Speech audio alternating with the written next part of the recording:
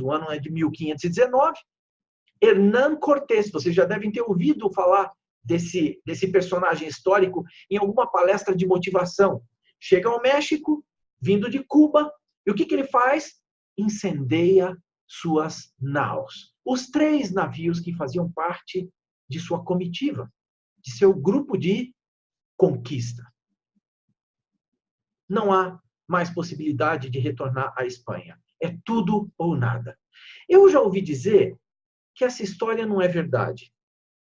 Independentemente de ser ou não ser verdadeira, se nós fizermos uma análise desde o ponto de vista econômico, a decisão de Cortés não faz o menor sentido.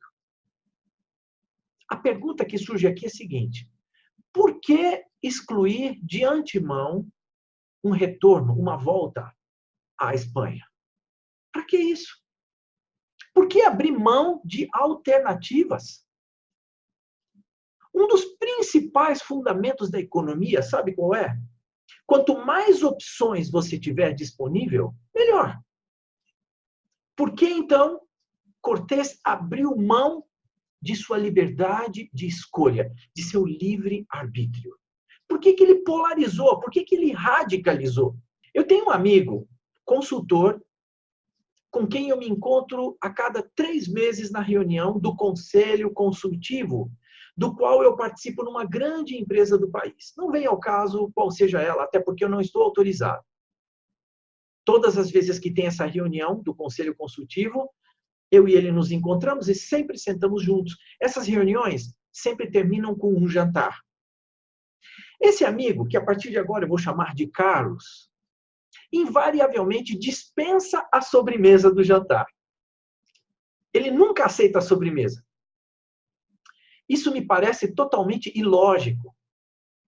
Sabe o que eu penso? Poxa vida, por que excluir a opção doce do jantar? Por que ele não decide caso a caso? Veja primeiro o que é a sobremesa e então decide. Por que não tomar a decisão dependendo do peso atual, da fartura do prato principal ou da força da sedução da sobremesa? Eu falo assim porque, gente, vocês não imaginam o quanto eu gosto de sobremesa. Talvez isso explique os meus quilinhos a mais. Tudo bem. É lógico que abrir mão da sobremesa, por princípio, é uma decisão menos dramática e muito mais simples, mais fácil, do que queimar os navios e inviabilizar a volta para casa. Vocês concordam?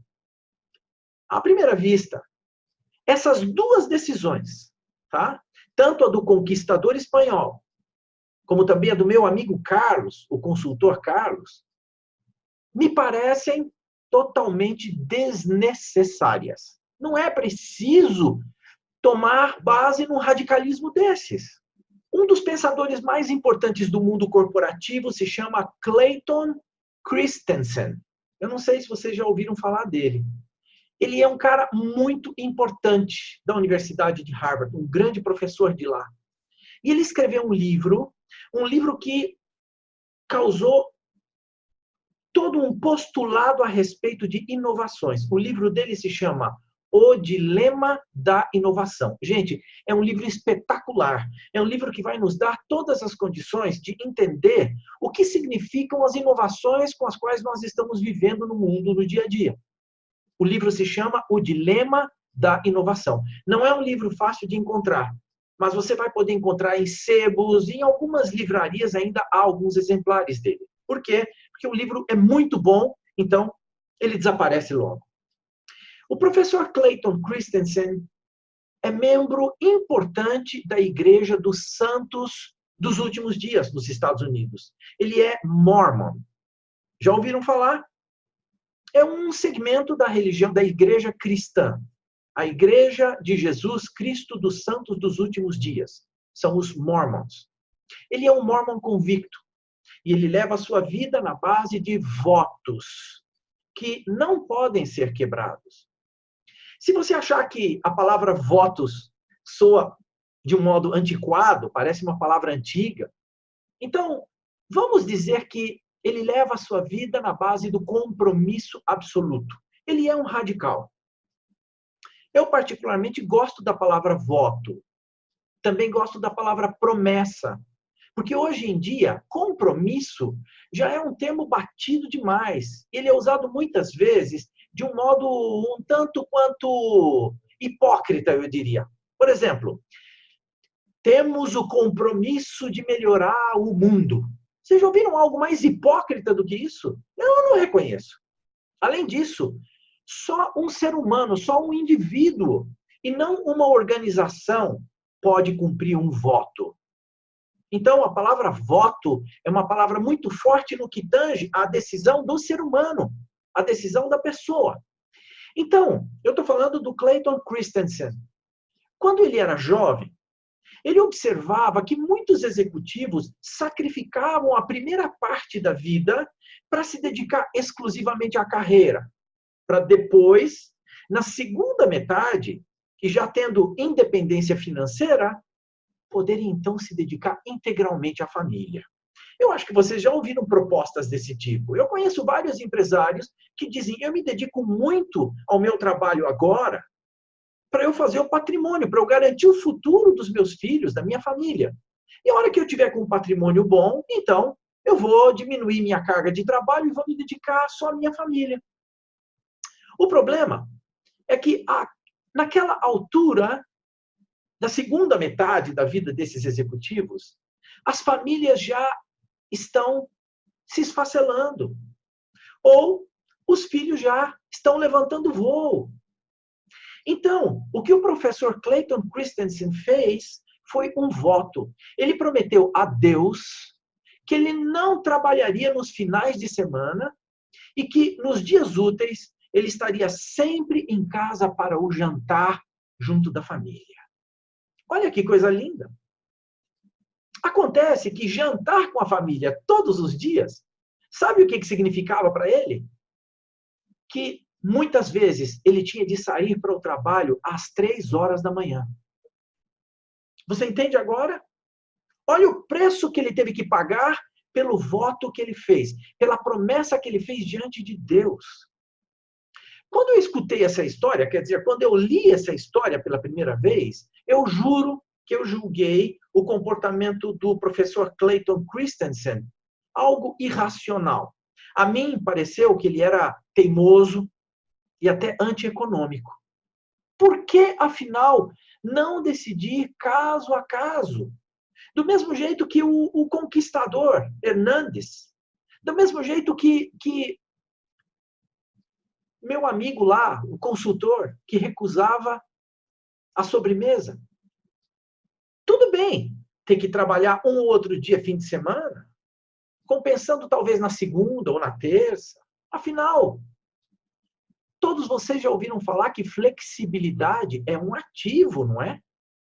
Os cursos de liderança não ensinam que o líder tem que ser flexível?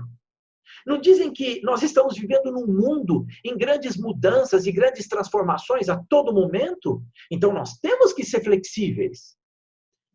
Mas sabe o quê? Por favor, não se espante com o que eu vou dizer agora. Hoje em dia, eu já encaro tudo isso de outra maneira. Em questões muito importantes da nossa vida, a flexibilidade não é uma vantagem. Na minha opinião, e em tudo que eu vejo, ser flexível em certas situações acaba se tornando uma grande armadilha. O Hernán Cortés, aquele meu colega também, o consultor, o Carlos, que dispensa sobremesa, assim como o professor Clayton Christensen, sabe o que eles têm em comum? Eles têm a competência da inflexibilidade radical. E é isso que permite a eles atingirem metas de longo prazo, que não podem ser alcançadas através de compromissos que sejam flexíveis. Imagine se o professor Christensen deixasse de vir jantar em sua casa todos os dias da semana. O que teria acontecido? Ele não viria o crescimento de seus filhos. Sairia bem cedo, voltaria de noite, não participaria nunca da vida dos filhos. Foi o fato dele ter tomado uma decisão radical que permitiu a ele ter uma convivência familiar.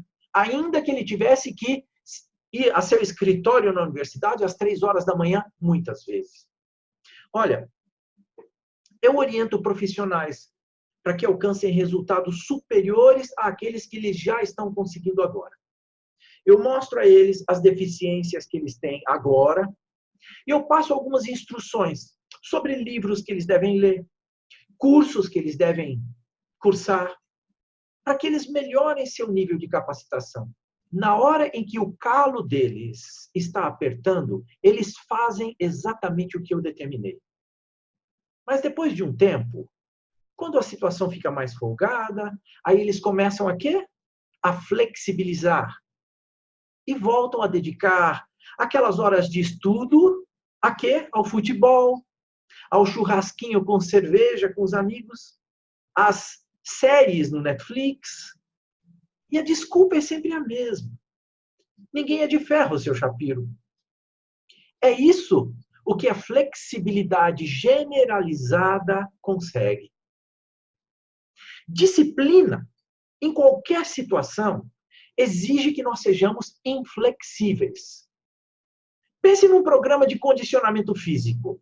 Você está gordo demais, você está hipertenso, você está diabético ou pré-diabético ou diabético tipo 2, e o seu médico determinou que você tem que se submeter a um programa de condicionamento físico. Você pode flexibilizar isso? Absolutamente não. Vamos pensar num programa de educação alimentar. Você pode flexibilizar, tipo, seguir a orientação do seu nutricionista no almoço, mas no jantar você flexibiliza. E tantas outras situações da vida. Pense no desenvolvimento da carreira. Pense na seriedade com que você tem que levar a condução do seu negócio. Você pode flexibilizar sempre que você desejar? Imagine se você for inflexível quanto a investir 3 horas por semana no seu autodesenvolvimento. Você é categórico, você é metódico. Todas as semanas você vai dedicar 3 horas à leitura de um livro, ao aprofundamento de uma capacitação. O que vai acontecer depois de 3 meses que você for inflexível?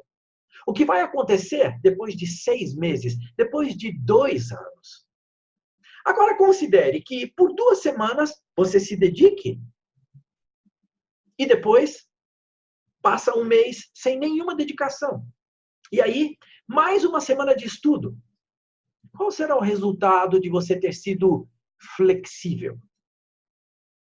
Eu estou mostrando a vocês que, em determinadas situações, nós não podemos ser flexíveis. Eu não estou aqui defendendo a tese de que nós tenhamos que ser inflexíveis em todas as situações. Eu estou dizendo que é uma balança de 2 pratos. A questão está em você saber fazer a escolha. Sabe por que é assim? Porque existem 2 razões que eu quero apresentar para você. A primeira razão, quem flexibiliza demais precisa decidir e depois decidir e depois decidir de novo, e assim ele vai de uma situação para outra até que ele perde toda a força de vontade. E até existe um termo científico para isso. É a tal da fadiga decisória. Você tem que tomar tantas decisões diferentes em cima dos mesmos fatos que você acaba se cansando. Quando o cérebro está cansado de tomar decisões, ele então vai acabar escolhendo a opção mais confortável, que não raramente é a pior. Por isso, fazer uma promessa, fazer um voto, você prometer diante de Deus que você não vai trabalhar nos fins de semana, que você vai vir jantar na sua casa todas as noites, ainda que você tenha que começar a trabalhar às 3 ou 4 da manhã, faz todo sentido. Os votos fazem sentido. Quando você faz uma promessa, não precisa considerar os prós e os contras a cada vez que você tiver de cumpri-la. A decisão já foi tomada e já não custa nenhuma energia mental. Você só tem que cumprir. Essa é a primeira razão. A segunda razão pela qual a inflexibilidade é valiosa tem a ver, sabe com o quê? Com reputação. Quando você se mantém firme em determinadas questões, você deixa clara a sua posição e você sinaliza que não existe espaço para negociar. Você demonstra que é soberano e se torna menos vulnerável aos ataques. Se você viver de forma coerente com as suas promessas, sejam elas quais forem, a tendência é que elas te deixem em paz depois de algum tempo. Vocês todos já ouviram falar sobre Warren Buffett. Warren Buffett é um dos homens mais ricos do mundo e ele tem uma grande habilidade em comprar empresas, elevar o valor dessas empresas e disponibilizá-las depois ao mercado.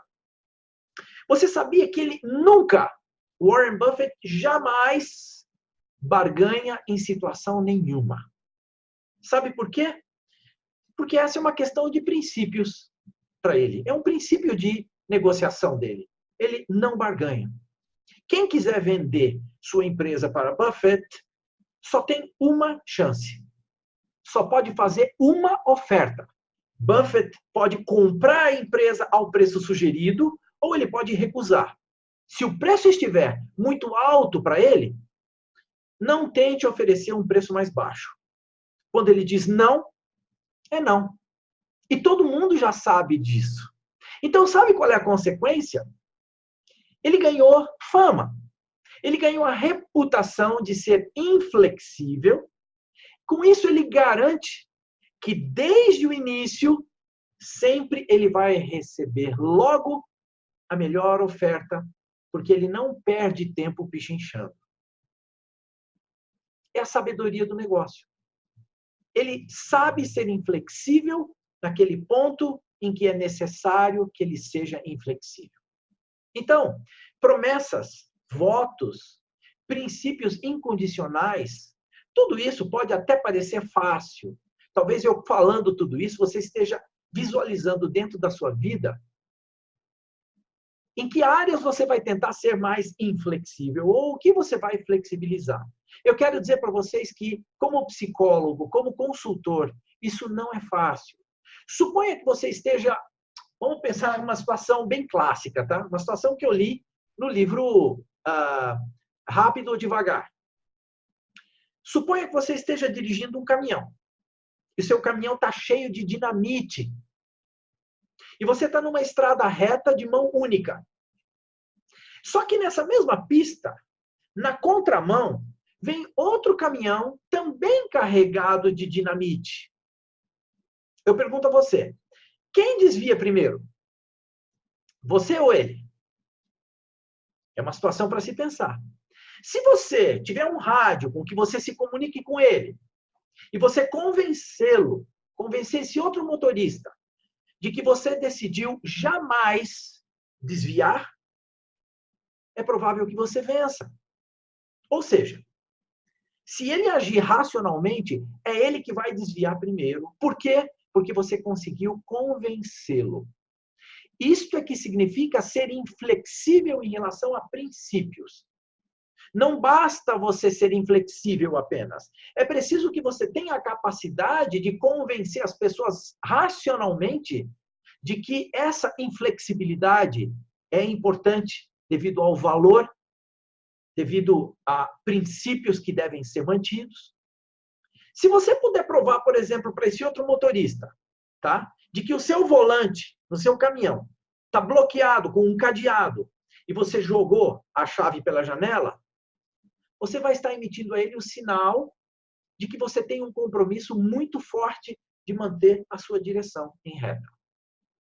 É assim que as suas promessas precisam ser fortes, dignas de ser acreditadas e decididas de verdade, para que elas tenham um efeito de sinalização para todos aqueles a quem ela se destina. Sabe qual é a conclusão de tudo isso? Eu estou querendo levar você a dizer adeus a esse culto que existe no meio corporativo, no modismo corporativo, de que todas as decisões precisam ser flexíveis. Não, não é verdade. Há muitas decisões que sim, precisam ser flexibilizadas e elas merecem flexibilização. Mas há outras em que, se você flexibilizar, você vai trazer só infelicidade, você vai trazer inconstância, cansaço e vai desviar você das suas metas sem que você perceba. Desde o começo eu estou falando que há situações que merecem que nós sejamos flexíveis e há outras que não. É importante que em todas as questões para as quais for necessário que a decisão produza frutos de longo prazo, as situações que envolvem valores, as situações que envolvem princípios de vida, que nós adotemos à medida que nós temos que adotar e sejamos inflexíveis em relação a elas. Vocês sabem que eu sou judeu. Como judeu, eu procuro seguir o máximo quanto possível dos princípios religiosos que estão ditados há 3.300 anos através da lei de Moisés. Eu vou dar um exemplo. Carne de porco. Como judeu, eu não posso comer. Talvez seja muito bom. Eu até gostaria de comer. Mas Deus ordenou que o meu povo não comesse carne de porco. Consequentemente, essa é uma decisão inflexível para mim. Não tem como eu flexibilizar. Eu adotei essa regra na minha vida, eu procuro segui-la sem nunca flexibilizar. Outro exemplo, como judeu, eu tenho um compromisso com Deus, um voto, de rezar 3 vezes por dia. Essas 3 vezes por dia é algo inflexível na minha vida. Então, na empresa, na carreira profissional, todas as vezes que você estiver diante de uma situação que exige que você adote um valor, que você adote um princípio, você tem 2 alternativas. Ou você se torna inflexível e adota isso radicalmente, ou você vai flexibilizar e você vai ver que a coisa vai virar uma bagunça. É por isso que as empresas que têm regras de conduta precisam adotá-las de uma maneira inflexível. Eu vou dar um exemplo. Se o seu funcionário infringiu uma regra operacional, você tem o direito, talvez até o dever, de dar a ele uma segunda chance, desde que você analise a causa raiz e desde que você treine o seu funcionário para que aquele erro operacional não ocorra de novo. No entanto, se ele infringir uma regra ética, não existe flexibilização alguma que você deva adotar. Compreende? Vê como que tudo é uma questão de discernimento. Então, tenha esse discernimento. Busque pensar muito bem se você deve ou não flexibilizar antes de adotar regras de cursinhos de liderança. Esses cursinhos pelos quais as empresas pagam uma fortuna e é apenas e tão somente uma enxurrada de blá, blá, blá, ou de exemplos de grandes empresas que não se encaixam na sua pequena ou média empresa.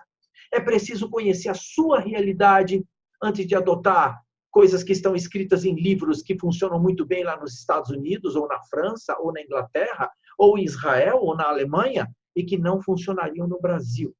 Eu estou dizendo, não adote regras que possam cegar os seus olhos. É preciso ter discernimento para você saber se flexibiliza ou não. E uma vez que você tenha adotado a regra da inflexibilidade, você não pode mais ceder. Porque é mais fácil respeitar uma promessa 100% do que 99%. E eu termino usando exatamente essas 2 cifras a respeito de algo muito importante que eu aprendi com o meu rabino. Quando se trata de ter fé, não existe a chance de você ter apenas 99%. Ou você tem 100% de fé, ou 99% é igual a 0. Em relação a princípios e valores, é exatamente assim que essa coisa funciona. Aqui nós terminamos mais esse encontro, que possamos nos encontrar muitas vezes e que a gente escute só boas notícias uns dos outros.